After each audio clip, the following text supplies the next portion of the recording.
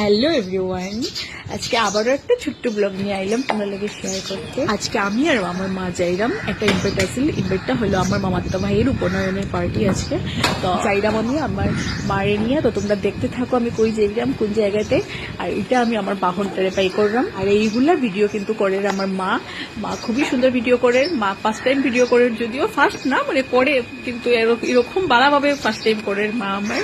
আর এদিকে আমার স্কুটিটা স্টার্ট হইতে বহু সময় লাগে যদিও।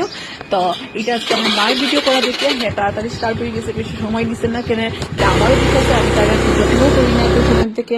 আমরা ওখানে আই গেছি। এটার জায়গাটা হলো প্রেমতলা পয়েন্টে হরিসভাতে। তো আমি গিয়ে ঢুকছি, ঢুকার পরে এখানে দেখছি একটু একটু মানুষ বাদ আছিল, বহুত মানুষ খাইতেও গেছে গিয়া, তখন এতটা আসছিল না মানুষ। তো আমি একটু গিয়া ঢুকলাম। আজকের দিনটা অনেক মজারই, এত গরমও না আর মোটামুটি বাক্কা গরমও আছে, কিন্তু রৌদ্রটা ততটা আসছিল না। আর রাস্তাটাও বহুত এক সাইডে জাম আছিল, এক সাইডে আসছিল না, তো মজাই লাগছে। আর ইনি হইল গিয়া উনার উপনয়ন, যিনি গর্ণিতে সাজিয়া উপর দিকে হাত তুলিয়া ফটো উঠে।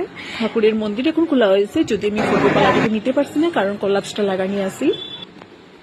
হ্যালো গাইস, ভাবির সাথে মামি কিরকম লাগছে?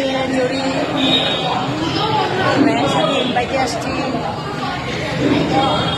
উনি হলো আমার মামি, তার নাম রুমি চক্রবর্তী। উনি খুব বড় ব্লগার, ব্লগ করতে করতে অনেক